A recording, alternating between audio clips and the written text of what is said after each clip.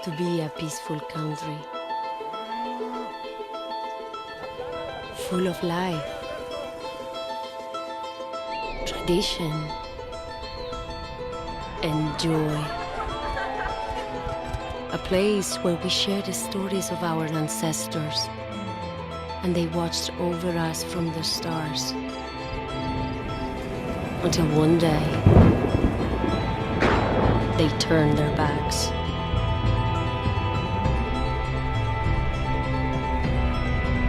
This used to be a peaceful country. Before death arrived, before Santa Blanca. They gave us a choice, plata o plomo. Take the silver or take the lead. Our rebellion failed. Santa Blanca had already corroded the system.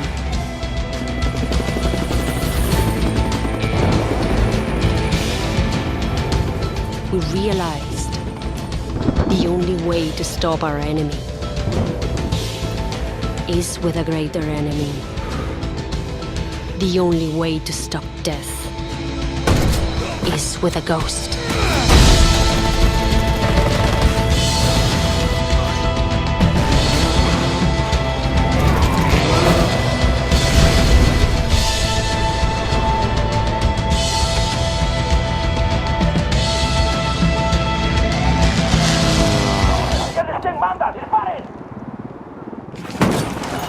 We're heading this way. Oh my god, dude. I just landed the parachute on the roof and made the sniper. That was so dope. Are you gonna drive that? Yes. Oh, I'm getting lit up from the inside though. Don't worry, here comes the cavalry. Yeah!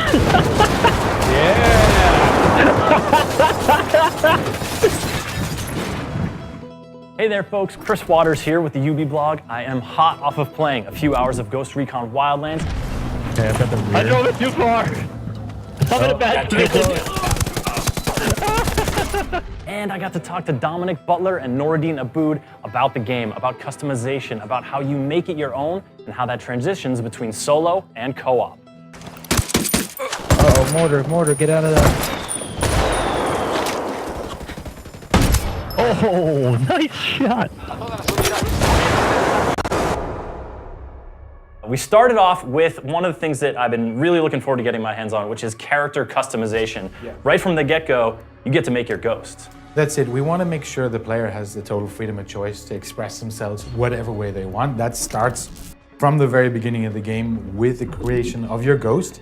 You choose the gender, the ethnicity, the hair, the gear they're wearing.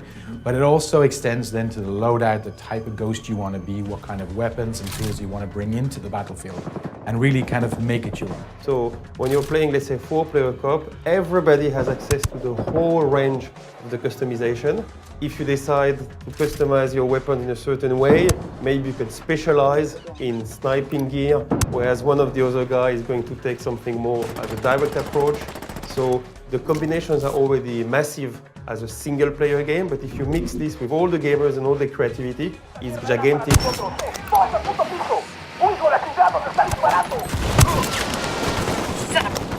Crap. Find the container. And that customization, tweaking your weapons, adjusting your loadout, that can all happen on the fly wherever you are. Yes, the whole game actually is fully seamless. You have access to 2 main weapons, and then you can play in terms of also what you found on the spot, but there's not a concept of going back to a specific base. One of the other ways you customize your ghost is through skill points. And those are, again, something you can, find intel to sort of locate around the map. But then you sort of spec your ghost towards the kind of things that you find yourself using or that you might want to try to use.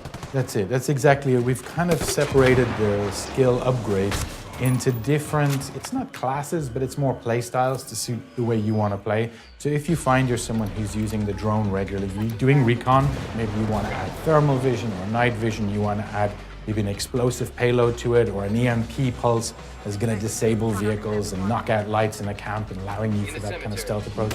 Maybe you're someone who likes to play with the different sort of tools and equipment that we give you, so C4 and mines and flares and different types of grenades, and it's about the way that you want to play. And then as you play in co-op, those things become complementary, right? Because it's maybe we've spec'd out in a similar way, or maybe we've spec'd out in different ways, and I can kind of play a little bit of a role. It's not a formal class structure, but you can kind of play a role within the team, and you come together and kind of greater than the sum of your parts. Yeah, let's do weapon three. Yeah. Target down. Nice grenade. Once you get together and you pick a mission and you start going, things just start to flow from one thing to the next, be it to a next mission or be it passing a target of opportunity. On this, the big thing we had to do is basically accept that the people are free, which is something at the same time very exciting, but can also be a bit stressful. Yeah. Because it means that you don't control all those elements. Sometimes you're like, how am I going to explain or understand if I need to do this or that? But actually, when you're playing it, you actually don't need it.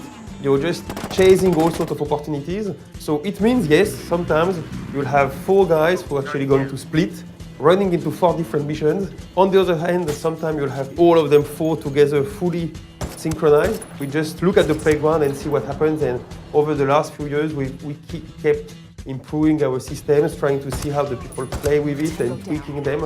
Until now, we can just let the players get crazy in that world. I'm looking at a small group of tangos. Oh, this guy's gonna get me. Oh, nice.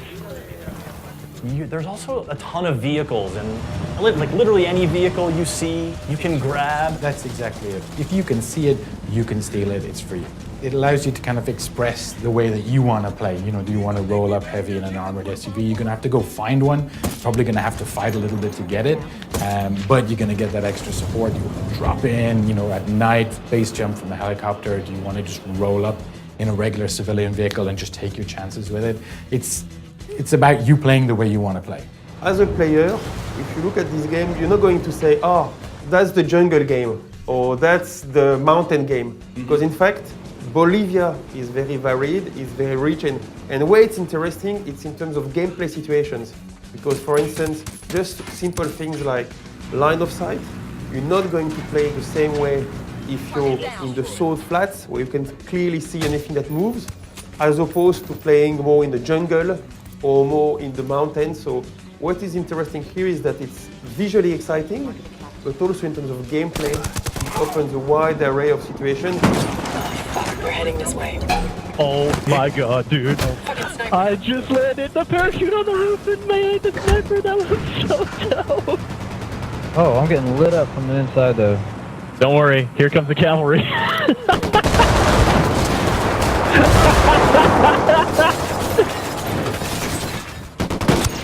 It was so great to get my hands on Wildlands, getting me really excited for the launch, which is coming up soon. It is. It's coming out on March 7th on Xbox One, PlayStation 4, and PC. Look for it then, folks.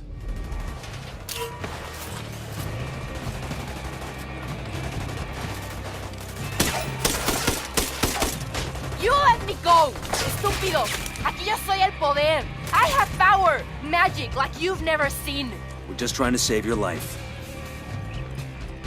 We did all this work to get her here. It seems a shame to rescue her. Amen to that.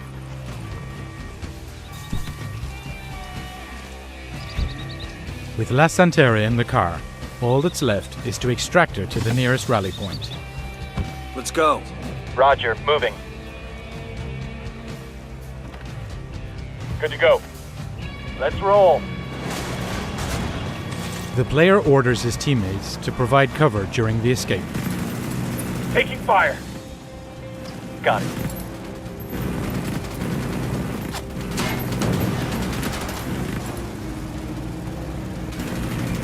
We got enemy reinforcements incoming.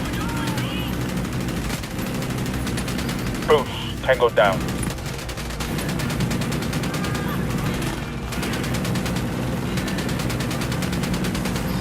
Unidad troops are moving in. Santa Muerte will strike you and your progeny off the face of the earth. Worry about your own progeny. Santa Muerte's abandoned you, Bruja. Faith is its own intelligence. Están ciegos. By the time you believe, by the time you understand, it will be too late for you. You believe that your guns give you power over death. But no one has power over Santa Muerte. and death shall have no dominion. ¿Qué? ¿Qué dijiste, idiota? Rally point's up ahead. No! No! Santa Muerte, why have you forsaken me? Because you're a fucking liar, and instead of venerating Santa Muerte, you tried to use her. Seems like Santa Muerte rides with us now. No. This is just God and Santa Muerte testing my faith. Déjame ir, por favor.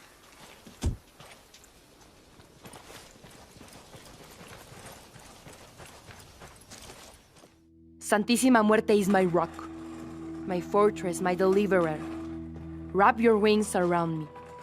Protect me from the storm, and bring your wrath upon my enemies. We've seen your wrath, Santera, and honestly, we're not impressed. I have done nothing wrong. Santa Muerte is my light and my way.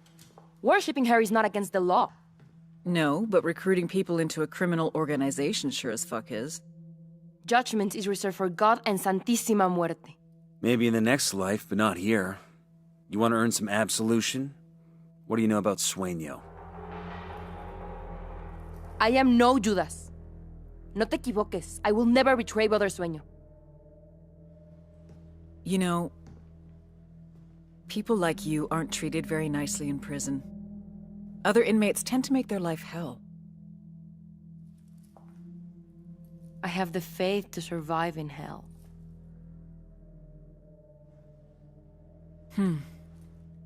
I look forward to testing that faith. Because you've never seen my hell.